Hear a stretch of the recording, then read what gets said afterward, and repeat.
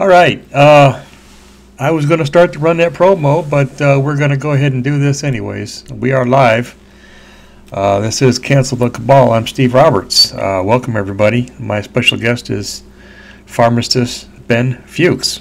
Welcome, Ben. Thank you, Stephen. Nice to be here.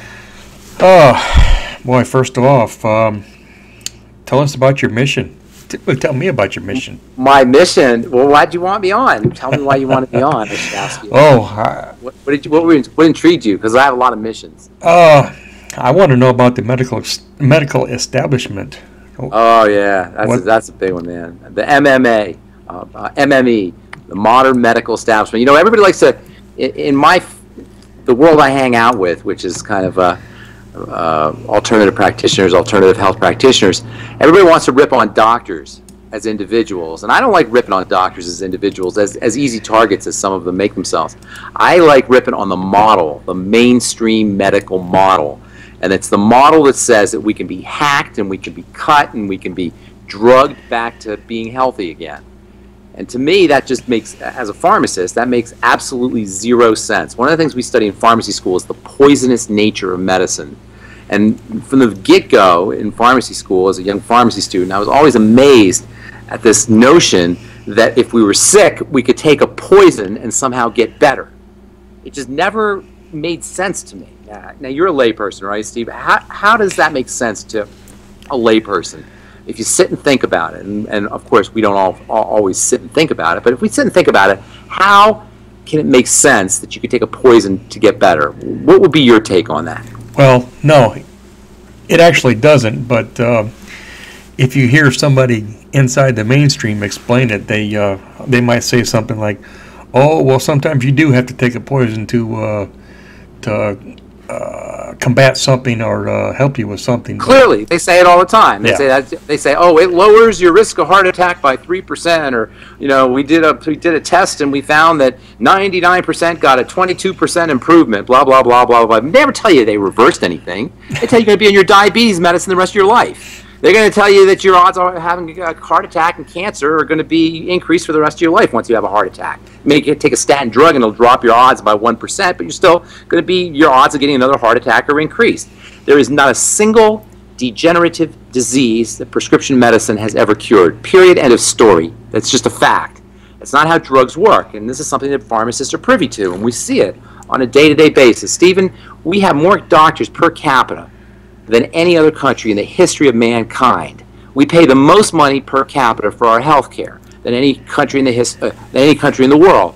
Yet we are sicker than any country than any culture has ever been since the dawn of time.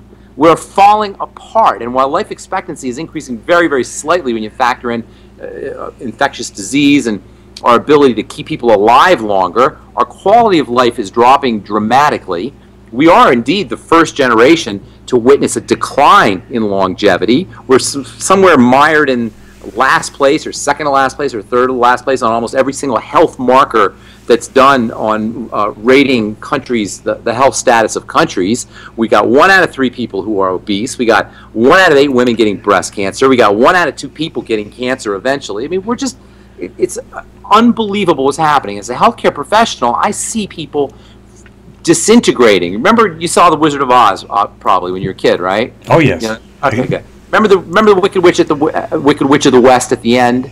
Yeah, she melted. On her. She goes, melted. I'm melting. I see people like that every day. I look at them and they're going, I'm melting. They're dissolving in front of my eyes. I'm watching humanity dissolve into a puddle of mush. You know, you show me your fingers before, rheumatoid arthritis. Let me tell you something. What you're dealing with, as you probably know, rheumatoid arthritis is what's called an autoimmune disease, right? Exactly. Now, we got tens of millions, maybe 80 million Americans, ridiculous numbers of people who are dealing with autoimmunity, all right? And so what is autoimmune disease? Autoimmune disease is when the body's immune system attacks itself. So we've created a culture where our immune systems are so freaked out and so hypersensitive and so jumpy and so blinded by toxicity that they're now turning on us. Our own immune systems are turning on us. And it's just a little slice of the dramatic decline in our health over the last 200-300 years. Now, again, If you factor in infant mortality, it appears superficially, and you factor in the fact that we can keep people alive a little bit longer, even though their quality of life may decline, it appears statistically a case could be made that, oh, we're healthy, we're strong. But when you look at people, how many people do you know, Steve, are completely disease-free or illness-free at the age of 50? Anybody? Yeah, if you're lucky. I know maybe two. Maybe two, right? Yeah. You know, how many people at the age of 40 or at the age of 50 have the same waist size that they did when they're 20 or 30? We just consider it nobody, right? We just consider that. Yep. We consider it normal. We consider this decay process and degenerative process normal. And I'm here to tell you that it is not normal. There are indigenous cultures all over the world where people are 70 years old and they're hauling a log up a mountain. You know, I mean, you've seen the commercials. They used to have these yogurt commercials, but it's true. They call them blue zones. And the guy named Dan Buettner wrote a book all about it. The point is that we are dealing with a degenerative disease crisis that is perhaps not being caused by the modern medical model, but it is certainly being made worse by the modern medical model. The mainstream idea that you can get a colonoscopy and take prednisone if you have a bowel problem, or you can take insulin and eat all the crap you want if you have diabetes or glucophage or whatever, or if you have autoimmune disease like rheumatoid arthritis, you could take prednisone and just continue about your merry way and be fine. The fact is if your body is diseased or broken down, if it's something as mild as acne or as severe as heart disease or somewhere in between like rheumatoid arthritis, you have broken a fundamental rule or a fundamental law of the body. And the proof of it is that the body is a healing and regenerating system. It is designed to heal. Cells renew themselves on a moment-to-moment basis. The cells you have right now, Steve, are a different set of cells than you had when you started this conversation. Red blood cells have died, bone cells have died, skin cells have died, and they've been regenerated. And this is the nature of the body. And every time you cut yourself, you can witness this. You know, you cut yourself with a little paper cut and a miracle occurs. You don't have to talk to the cells and push the cells and make them do anything. All of a sudden, you look at your cut 2 days later, and the thing is covered, and it's got a little scab on it, and what you don't see is cells are secreting little tiny proteins, and they're closing things up. 2, 3, 4, 5 days later, not a trace is left. That cut has completely healed itself, and that same process that occurs on your finger when you have a cut is occurring on your bones when you have a break. Do you know when you break a bone, it actually repairs itself stronger at the point of the break than it was before the break? That same healing process that's taking place in your skin is taking place in your blood, it's taking place in your bone, it's taking place in your muscles, it's taking place in almost all the tissues of your body. Your liver completely regenerates itself. Lung tissue repairs itself. Digestive tissue repairs itself. Cardiac tissue repairs itself. Every system of the body repairs. So if we're dealing with a degenerative disease, something is clearly wrong. And what is wrong is we have mucked up the system with a steady stream of toxicity that every year gets worse and worse. Beginning about 200 years ago, it really became horrible when we started to figure out organic chemistry and how to manipulate chemicals, in combination with nutritional deficiencies that are epic, biblical in proportion. Almost everybody is deficient in at least a couple of nutrients. Most people are deficient in almost all nutrients. And when you have a combination, a perfect storm of these kinds of circumstances in our lives, toxicity in water, toxicity in the air, processed foods, nutritional deficiencies, soils that are polluted, prescription drugs in the water, prescription drugs that we're taking, you can't help but end up with cancer. And you don't need, you asked me before we went on the air, oh, well, you cure cancer, cure diseases. No, we're not talking about curing diseases. We're not talking about curing cancer. We're talking about not getting it in the first place because you cleaned your act up, you refused to participate, and this is very important, Steve, what I'm going to say right now. We refuse to participate in the corporate swill that passes for food. And I'm telling you, Stephen, it does no good to rail at the New World Order and to scream about gun control and Obama when you're lining up, when you're driving through Wendy's, eating that poison food, because let me tell you something, the New World Order could care less about what you have to say because they know that you're going to be dead in 20 years, and 10 years before that, you're going to have colon cancer and not give a crap about the New World Order, literally. You know what I'm saying? So I remember when Fukushima happened. You remember the Fukushima reactor a couple years ago in Japan? I got calls in my pharmacy, maybe, I don't know, 10 calls a day for the first few days, people wanting potassium iodide. You remember that? Yes. Potassium iodide, yes. right? Right. And so everybody wants potassium iodide. Oh my God, Fukushima, potassium iodide, big disaster, potassium iodide. But you know what I noticed? I noticed that the lines at Wendy's were no shorter. The drive-thru at McDonald's is just as packed as it ever was. Everybody wants their potassium iodide, but they're still eating their French fries and still eating their Wendy's hamburgers and still eating the poison food, and the New World Order is laughing at us. Laughing all the way to the bank. To the bank, as they extract our money for the drugs that we're taking and the food that we're buying and all the different ways we engage with the machine. So the message that I have, you ask what my mission is, it's to spread the word that we are not sick, we are starving. And we do not have to starve, but we have to understand some of the basics about biology, some of the basics about chemistry, some of the basics about nutrition, and we have to refuse at all costs to engage with this corporate machine that could care less whether we or our children live or die. Yes. I am actually still a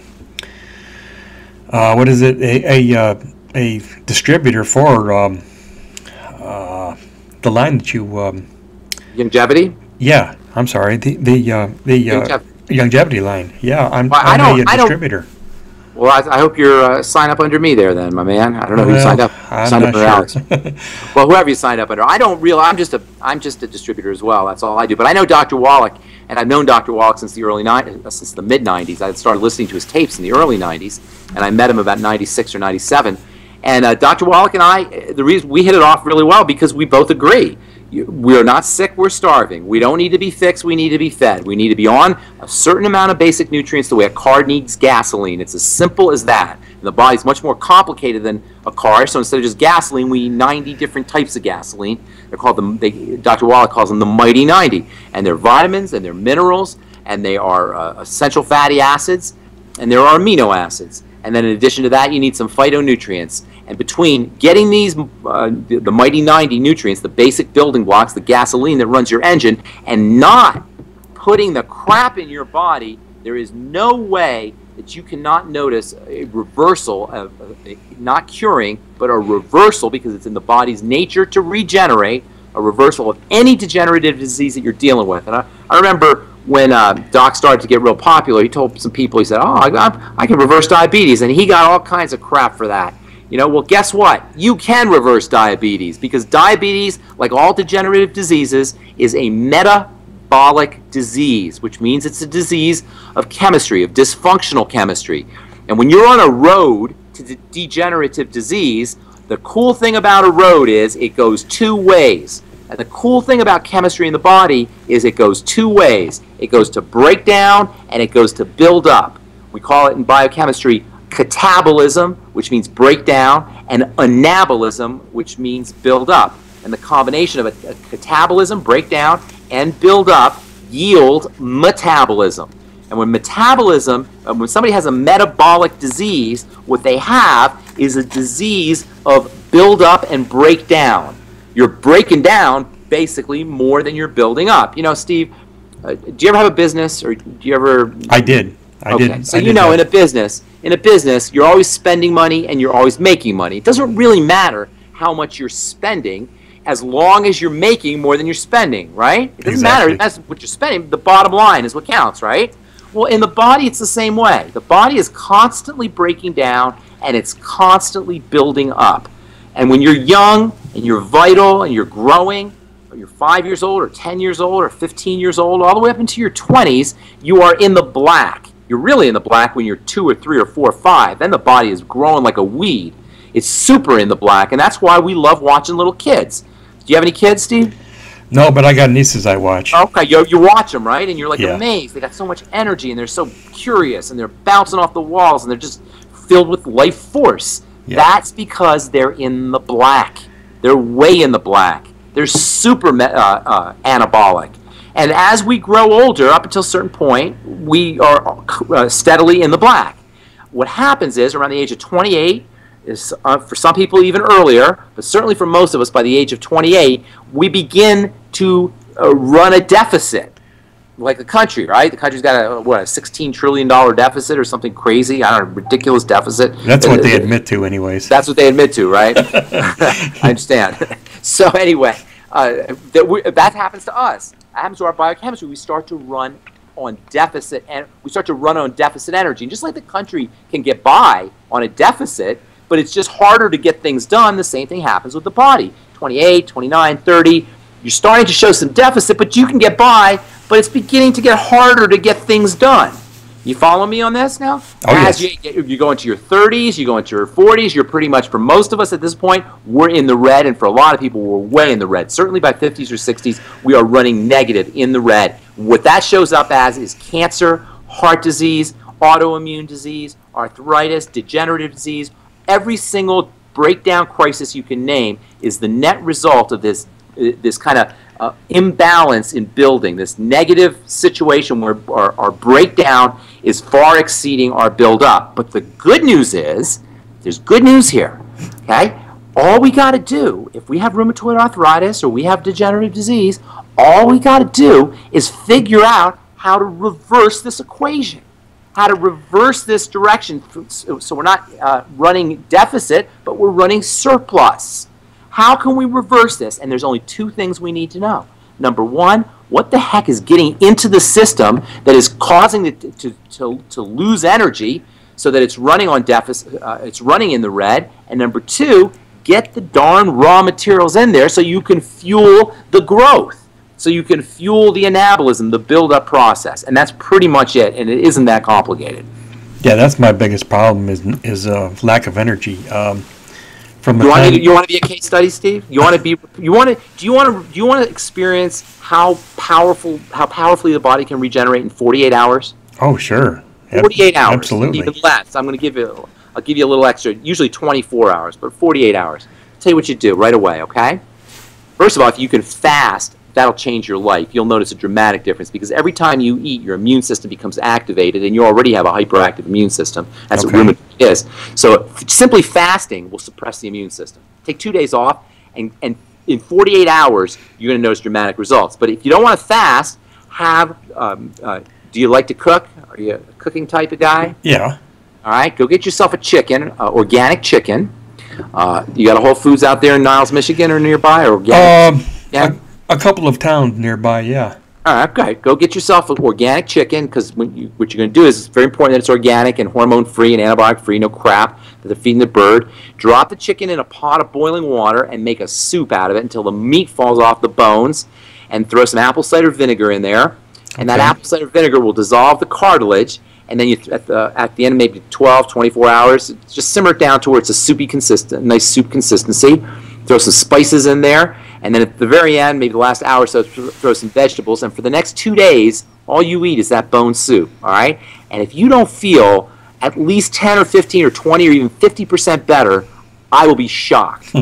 It's not even possible. All you eat is that bone soup for 2 days. Okay? No bread, no pasta, no rice, no cereal, certainly no candy or fruit juice or any of that crap, because that messes up your immune system. Yeah. And watch what happens. Now, that's just one tiny little move that you can make, just so you can see, so you can notice the kind of changes you can make by these strategic little moves that you make in your life, lifestyle choices. There's dozens of them that you can do, literally dozens. But I want you to experience what one single move makes. Don't eat no inflammatory foods, no bread or pasta or any of that stuff. Just have the bone soup for 2 days, and then call me up and let me know how you do. And there's tons more that you can be doing, but that's just one little thing. Sure. Is that like a detox then, or?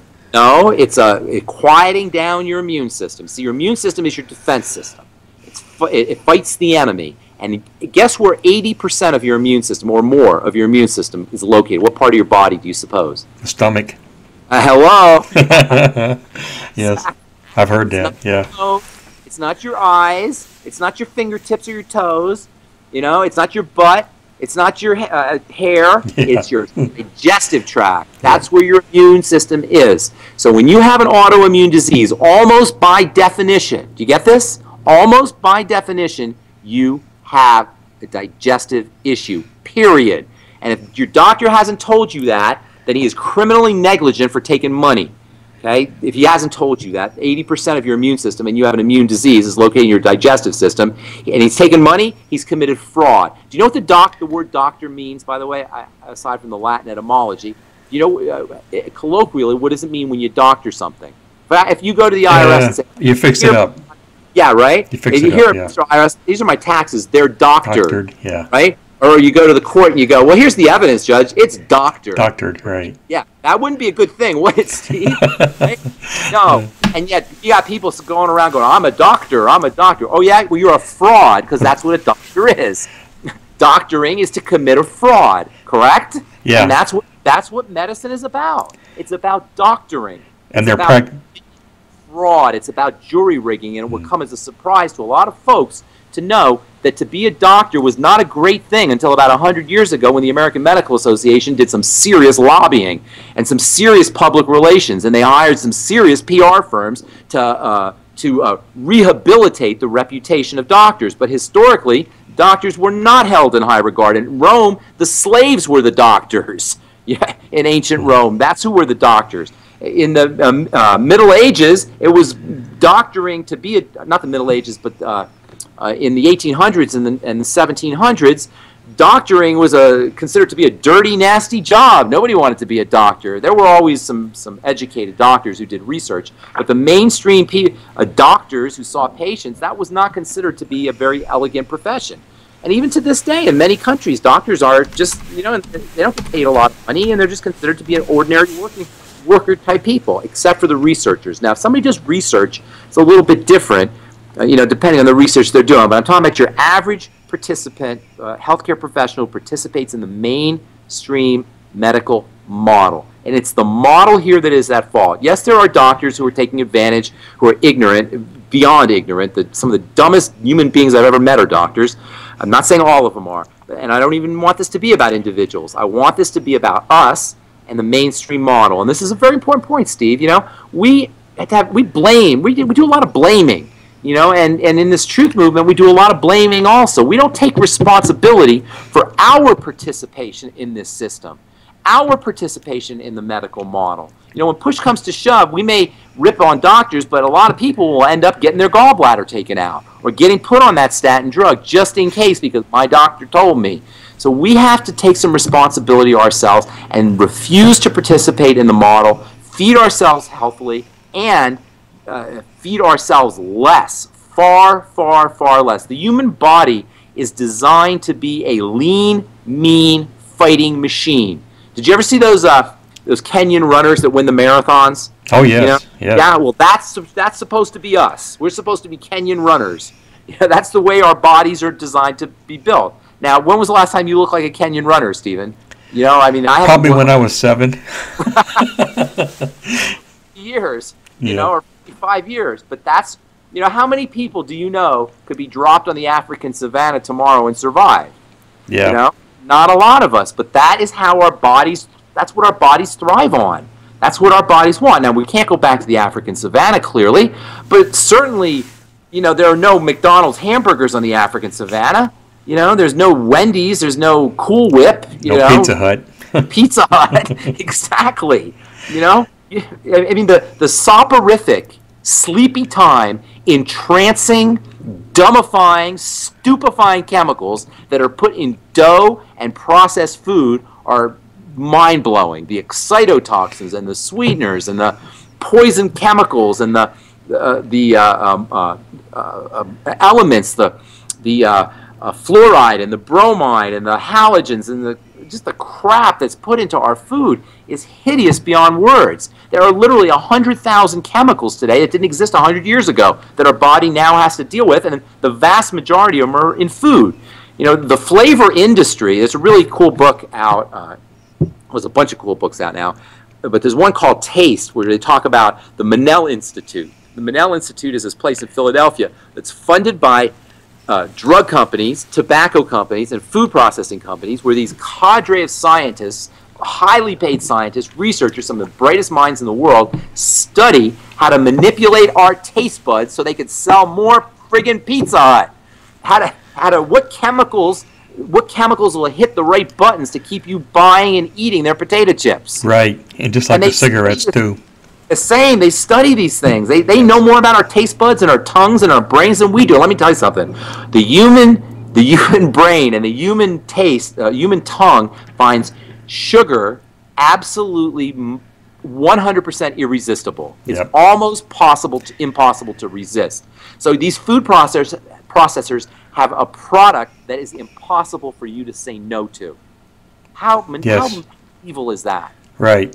You know, that's just messed up.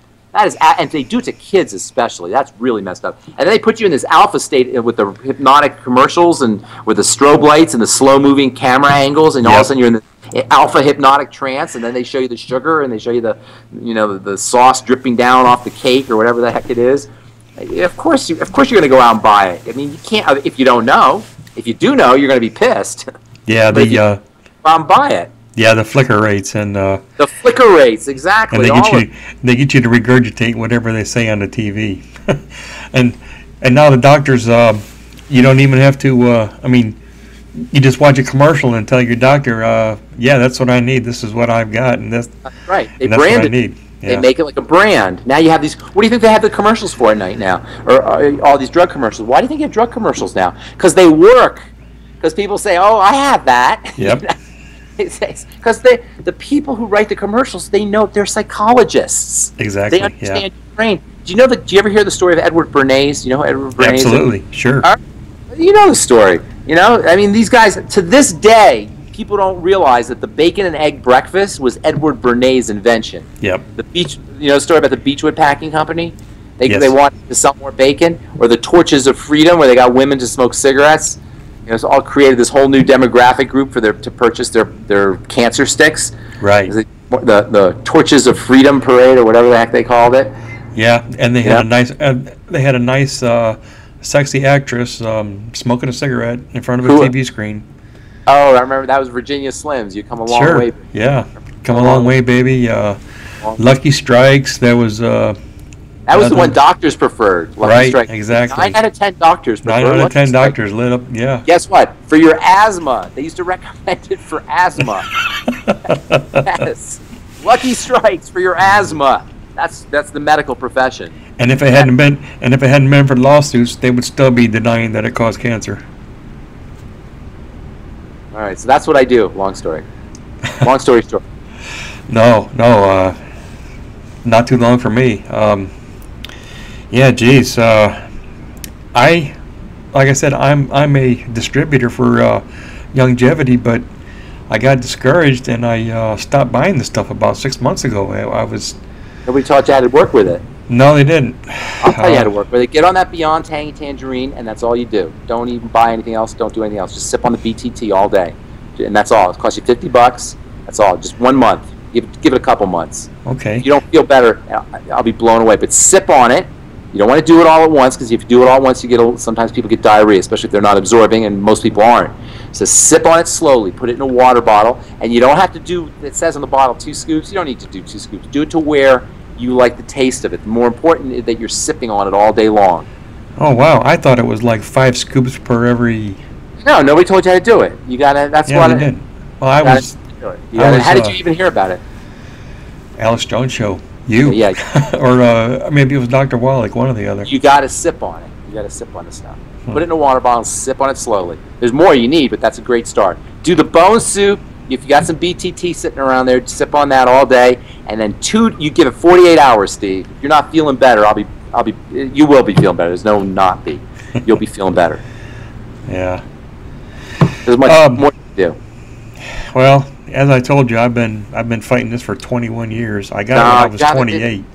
Yeah, I've been taught. Nobody taught you what to do. You've been fighting it, but nobody taught you what to do. Yeah. I had 2 doctors out of about 11 or 12 over the years kind of halfway admit to me that it was probably caused by a vaccination that I had back in 1982. Probably didn't help you, but you know what? Your body should pretty much be able to recover from all that stuff. Yeah. Vaccines are definitely a problem, big problem, and I wouldn't want anybody injecting any crap in my injecting anything in my blood at any moment, at any time. That's I'd be, especially kids. But I don't like to, sometimes people say, well, I had a vaccine and I've been sick ever since. No, it doesn't quite work that way, although you can certainly do damage if they inject something right in your body. There could be some poison that gets stuck in there, but for the most part, it has much more to do with the foods you're eating and what you're not getting, the nutritional substance you're not getting. Look, Steve, and I don't mean to, I'm certainly not, I don't mean to be harsh or anything, but check this out, okay?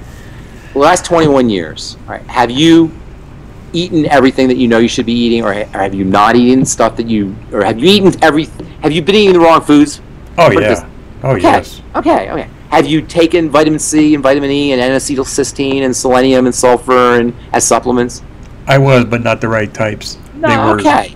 So what I'm saying is, and I don't mean to be harsh, and I'm certainly not picking on you, but this is important because probably people listening are saying the same thing. Well, I had a vaccine and this happened, and I've been sick ever since. Well, it's not fair for you to say that because look at all these other, in psychology they call them confounding variables. A confounding variable is a variable in it that throws off the results of an experiment. You don't really know what's causing the result. Okay. So in an experiment, you have to have controls. You have to control for everything except the one variable that you're testing. Does that make sense? Sure. You control everything just for the one variable. So you know that if you have a cause, it's related to that variable. A confounding variable is a variable that sneaks in that you haven't controlled for. So unless you do a controlled experiment where you eliminate all the crappy food, where you start taking nutritional supplements and make sure that you're getting all the nutrients you need, it's not fair to form a causal relationship between a vaccine and some kind of disease state. It's bad science. You know what I'm saying? In order to prove a causal relationship, you have to eliminate all the potential variables, and you haven't done that, and nobody has really, because if they had, I guarantee you, they would start to notice changes in their health. And I'm telling you, Stephen, 48 hours, buddy, you will notice dramatic changes if you do what I said, vaccine or no. And anybody out there listening, if you've had a vaccination, now you're dealing with some kind of distress, health distress, do a controlled experiment where you eliminate all the potential other variables, make sure you have nutritional supplements, and then see if you don't improve. If you don't improve, then you can be more accurate if you make a causal if you make a conclusion about a cause. But if you don't control those variables, you're not going to be able to make an accurate conclusion on an experiment because you have a control for everything. Okay. Makes sense? Did I explain that well? It is kind of late here. No. I understand what you're saying. Okay. I don't seem to have any questions from the audience or anything. Yeah, well, invite a sick person, somebody who's not feeling as well as they should, or as well as they could. Okay, I'll give out the Skype number. Skype is 347-609-0911. Anybody like to ask Pharmacist Ben a question? I'll give it a few seconds. What do you usually talk about here on the program? I concentrate. Well, the early shows I was concentrating on exposing media because I have a journalism degree, and they taught me how to deceive people, and now I'm teaching people how to recognize the deceptions. So, where did you get your degree from? University of Phoenix. Very nice. I have a journalism degree too. Do you? Okay. I decided to start putting it to good use, and that's when you did. Yeah, you did. That's when as I said, I stopped getting the longevity products, and I started saving up to get some equipment and started the show. So I need to get back on the longevity. That's for sure. I love it. I love the taste of that stuff, but I was putting in like 5 scoops and drinking it, and it was giving me a good boost, but I didn't want to do it. Did you get the runs? No, I never did get the runs. That was I guess that was a plus. But it tasted good. It gave me a big boost when I would drink it. Like, that's what I'm telling you. That's exactly right. Yeah, I was probably putting too many scoops in there, I think. 5 scoops is a bunch. How much do you weigh? Can you say it on the air? 280. 280. So yeah, 5 scoops actually might not be bad. That's a good amount. But you want to spread it throughout the day. You were doing it all at once? Yeah. That's too much. That's 4 years ago, I was 100 pounds less than what I am right now. Dude, that's a bad sign. I know. I spent a lot of hours in front of the computer. Bone soup and BTT diet. I Do it, both. I kind of half blame Alex Jones and Barack Obama for making me gain this 100 pounds. Wait, both of them? Well, Barack Obama helped wake me up. Alex Jones with his Obama deception. That's what woke me up to the New World Order, and I've been studying and researching ever since. And spend a lot of hours in front of the computer and eat crap, and I need to get on a better diet. That's for sure. Because 4 years ago, I started college in April of 2009, and that's when I caught Alex Jones and the Obama deception. And you saw Alex Jones first time in 2009? Yes. Yep. On the that's interesting. Okay. Yeah. When he came out with that movie, and which movie? Obama deception. The Endgame? Yeah. Oh, the Obama deception. Obama deception. Yeah, because I was 5'11", 182 pounds, and I felt... You gained 100 pounds? I'll bet you are you on prednisone or anything? I was, but I'm not anymore. Prednisone will do it. Absolutely. Yeah. But a lot of hours in front of a computer will do it too, and eating crud, that'll do it too. Crud, yeah, that's basically it. What do you like to eat? Well... What's your favorite crappy food? Mexican. Like, don't tell me Taco Hell now. No. I go to... You go to a real Mexican restaurant? Authentic Mexican restaurants, yeah. That's good. They got them out there in Niles, Michigan, and Oh yeah. There's a big Mexican community out here. In Niles, Michigan. Where's Niles anyway? It's in the southwest corner. Southwest corner. Southwest. Oh, okay. It's only about 2 hours from Chicago. Oh, okay. I can make it to downtown Chicago in about 2 hours. You even sound a little Chicago. Yeah. Chicago. I got a little south side bad boy, do I? Yeah, that's a little bit. Like the Bears. Can you say the Bears? The Bears. Hey, forget about it, huh? That's New York. That's right. Yeah, well, they do that on the south side too, though. Oh, they do? Forget about it. So, what else? What are you going to talk about? I was looking to get a question from somebody from the audience, or to get a call in, but no worries. They can always call let them listen to the Bright Side. Yeah. Listen to the Bright Side. You know, I'm on the Genesis Communication Network. It's called the Bright Side, and you can just Google brightsideben.com. When can we catch that? Well, there's archives. There's like 2 years. I do it every day, and there's 2 years of archives, and it's packed with information. Is that a blog talk? It's GCN. It's Alex. GCN. Oh, okay. It's on GCN. And, it's on GCN. It's on every day, and it's loaded with information. I mean, that's my mission, is to just pack it with information. In fact, I remember I have this one guy, he's like my radio mentor, and he told me, he said, don't give him too much detail, don't make it too much information, but I don't care. I want to give a lot of information. Yeah. I'd rather do it. So there's 2 years worth of archives up there if you want to check it out at brightsideben.com. Yeah. But tell me more about the medical establishment. It's awful. It's hideous. If you have a gallbladder, Steve, keep it. Yeah. If you have any organs and the doctor tells you need to have it taken out, you keep it. Unless there's cancer in there, you keep it. And you figure out why it's messed up. That's the most important. That's the most tragic thing I see. And I see patients all the time in my classes and in my pharmacy, and I've been seeing patients now for 30 plus years. And the saddest thing I see is when people have had organs removed. Because, excuse me, I said earlier how degenerative disease is a two-way street. And if you're degenerating, you can regenerate. Well, if you had an organ removed, they ain't going back. It ain't coming back. No. You know, once the gallbladder's out, it's out.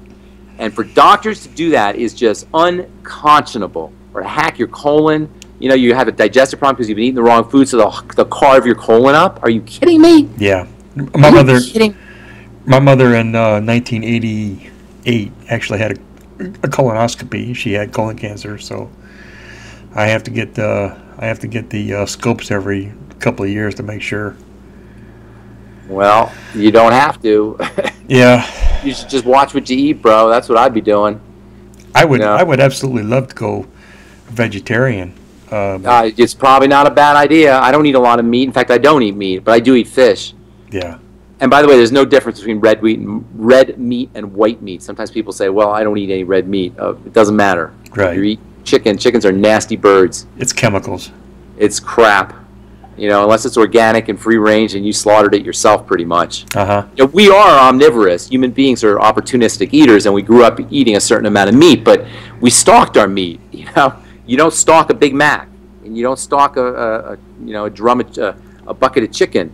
So that's the problem. Right.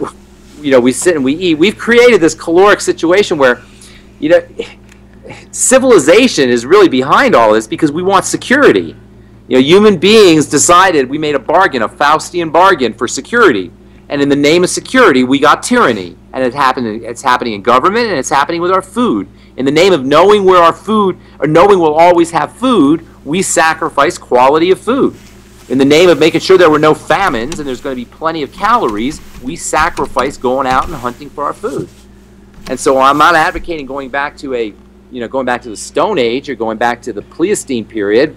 I am advocating paying more attention to eating the way our bodies were designed to eat. In the last 200 years, we have diverged so far from the way we grew up eating for literally hundreds of thousands, even millions of years, that we can't help but suffer from these biochemical, metabolic, degenerative breakdowns. It cannot help but happen. And by the way, if you want to pick one single strategy to improve your regenerative capacity and to increase your longevity, it would be to ingest less calories. Calorie restriction is the prime example of a tried and true strategy, a well-tested strategy, scientifically proven to increase longevity and to accelerate healing and to reduce your risk of horrible diseases like cancer and heart disease, especially cancer. In fact, if you do have cancer, God forbid, one of the most important things you could do is eat less calories. Make sure you're getting your nutrition. You got to be nourished, but eating less calories, because calories fuel cancer like they fuel everything. Right. Well, I guess fortunately, the rheumatoid is the only thing that I have. That you know of, big fella. Well, yeah, my sugar levels are good. I guarantee you, that's not how the body works. That's a very interesting point you raised, because we feel sometimes like, well, this is my problem, I have this problem, that problem. Let me tell you something. The body doesn't break down in one point. It breaks down globally. You may notice it on one point. It may be more dramatic in one point, but it doesn't just break down at one point. It breaks down systemically. So if you have rheumatoid, guaranteed, Stephen, guaranteed, I'm not psychic at all, you are diabetic or pre-diabetic, especially when you throw in the fact that you got the weight problems. Oh, here's another one. Guaranteed you've got high blood pressure or you've got some kind of cardiac issues as well. Oh, one more thing. Guaranteed, with all due respect, you either have constipation or diarrhea, one or the other. All right, and I'm guessing it's more like probably constipation than it would be diarrhea. No, I get more diarrhea than constipation. Diarrhea, yeah. Okay, one or the other. And I'm not psychic. I'm not psychic. I'm just telling you, this is how the body breaks down. Yeah, I exercise just enough to keep my blood pressure about. It's not exercise. Exercise is very overrated, by the way. Is very it? overrated. Yeah, you need exercise in the sense that you want to kind of stress your body a little bit. But this idea of going to the gym every day and working out for an hour every day and doing PX90 so you can be all ripped and cut up, that's not what it's about.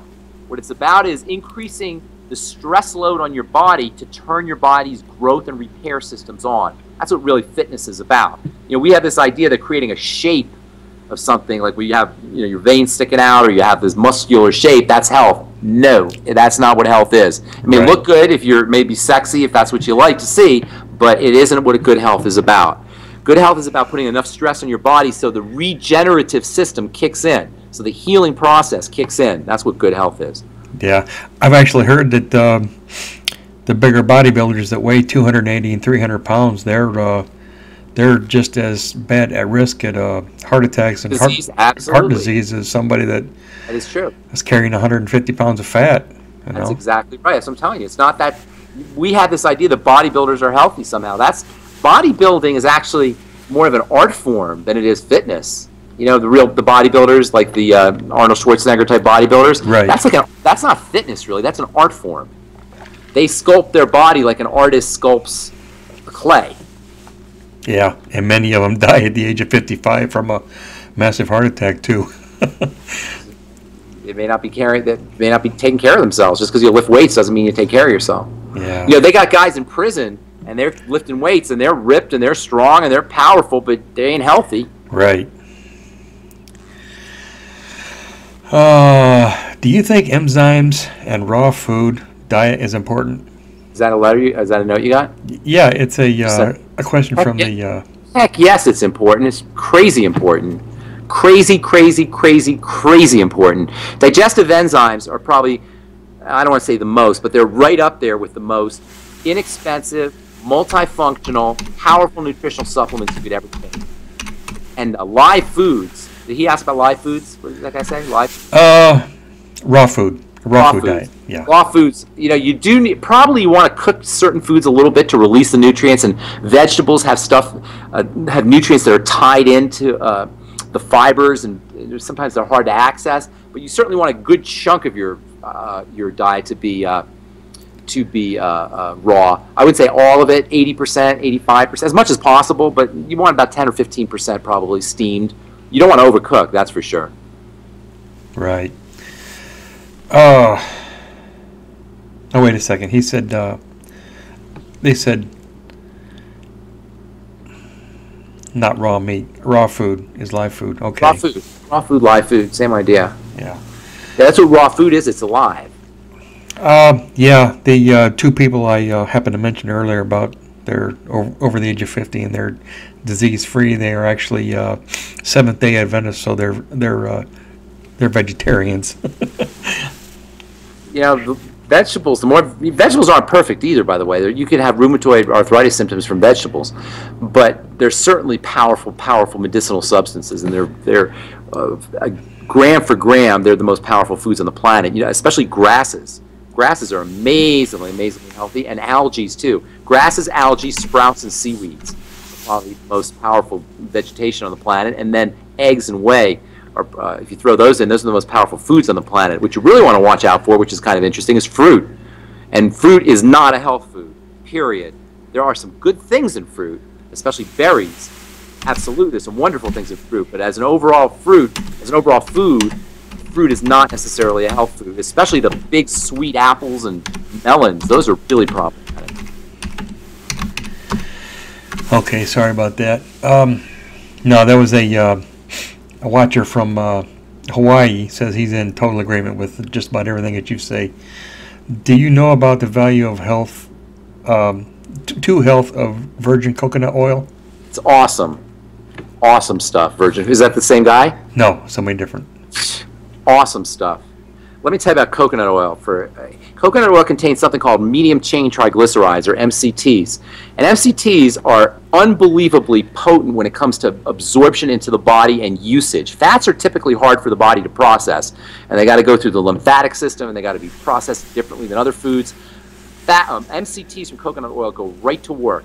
They don't require any special kind of absorption the way other fats do, and they're especially effective for the thyroid. They've got antifungal properties, antibacterial properties, and for the brain.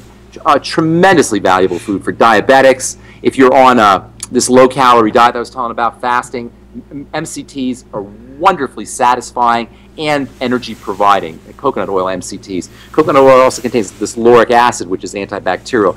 Fabulous food, absolutely fabulous food. And it's interesting because the mainstream medical model has demonized these saturated fats for the last 40 or 50 years, although now it's changing a little bit. But when I was growing up, they were like, oh, stay away from saturated fats. Well, coconut oil is a saturated fat, and it's unbelievably important, as is butter, by the way, which is another saturated fat that they used to tell you to stay away from. Butter and coconut oil are two tremendously valuable foods. Oh, butter? Foods. Okay. Yeah, And use lots of butter and mix it with salt. And mix it with vegetables. Butter, salt, and vegetables. It's so delicious. It's like a dessert. It's so tasty, especially if you roast the vegetables. When you cook vegetables just slightly, you release their sugars. So roasting Brussels sprouts, pan roasting Brussels sprouts with coconut oil and butter and salt. Oh my God, is that delicious? That sounds good. Doesn't it sound good? Yeah. Oh, it's never good. And throw spices on there. That's what I'm talking about. Yeah. We've been hoodwinked to think we need candies and sweets and cakes. Brussels sprouts and onions. Oh my God! And then you mix it with lots of oil and lots of salt. Here's another one for you. For people who can't kick salt, they have to have salty foods. Get yourself some Celtic sea salt and then put a teaspoon of Celtic sea salt in water and sip on that water. The first couple of sips of that Celtic sea salt water will taste so delicious to you. It'll be like the tastiest drink you ever had, and then gradually it'll be less and less delicious, and when you no longer want any of that Celtic sea salt, you'll know you had enough salt. So that's what listening to the body is about. Our bodies are always talking to us. Yeah, I've heard that. Are always telling us what to do. We don't listen. We don't listen. And heroin, by the way. Yeah. Somebody else wants to know about the importance of magnesium. Crazy important, and it's the number one or number two, one or two, depending on who you ask, mineral deficiency in the world or in this country. Magnesium and zinc are the two top mineral deficiencies. Magnesium is unreal important, and it's found wherever you see green. Magnesium is green, and wherever you see green leafy vegetables, leaves, even green paint and green ink, that green is from an element of magnesium. Chlorophyll is green. So magnesium is wonderful for controlling blood sugar, for helping you fall asleep, for migraine headaches. Women will lose magnesium in the blood. Magnesium is a blood mineral, and it comes out in the blood when women have their periods. And so right when women are bleeding, they'll suffer from some of the signs of magnesium deficiency, which include cramping and migraine headaches, sugar issues, cravings for sugar, problems sleeping, jitteriness. All of these can be secondary to magnesium deficiencies. And if you're dealing with PMS symptoms, it might be smart to make sure that you're getting on 1,000 to 2,000 milligrams of magnesium a day. And by the way, magnesium is an awesome laxative for people who are constipated. Magnesium, you can take magnesium powder, put it in water and drink it, or you can use magnesium capsules, or you can actually go to the drugstore and get citrate of magnesia or magnesium phosphate. It comes in little bottles, and a wonderful laxative. Magnesium baths, magnesium salts. Magnesium is super important mineral. And the more calcium you need, the more magnesium you need. And if you're using, there's an important connection between magnesium and vitamin D magnesium, vitamin D, and calcium. And there's an important connection between these three. So if you're using vitamin D and you're using calcium, make sure you're taking it with magnesium. Okay. This same watcher says something about chelated magnesium? Chelated minerals. Chelated magnesium? Chelated, yeah. Chelation is a chemical process where a mineral, which is ordinarily not absorbable, will be kind of surrounded by something that is absorbable, typically a protein of some kind, an amino acid of some kind, actually. And you'll swallow this complex, this amino acid that is surrounding. Chelate means to claw, and a chelation is like a claw. It kind of covers the mineral, and you take the whole complex, and then the body kind of disguises the mineral, so the body will take in the mineral more readily. So chelation is a process that increases the absorption of minerals, and it's definitely a plus. Colloidal minerals are probably the best absorbed, or food minerals are the best absorbed, but chelated minerals are certainly better absorbed than non-chelated minerals. Okay, I will tell you. Okay, this is something I used to do years ago, and I think I probably should go back to doing it again. I would take water. I would take cherry extract, maybe a teaspoon of that, and some apple cider vinegar, a couple teaspoons of that, and mix it in the water, or some other kind of drink. Meals? After meals? Before a meal, after a meal, 2 or 3 times a day. Apple cider vinegar is awesome stuff. Awesome. Organic apple cider vinegar at the end of meals.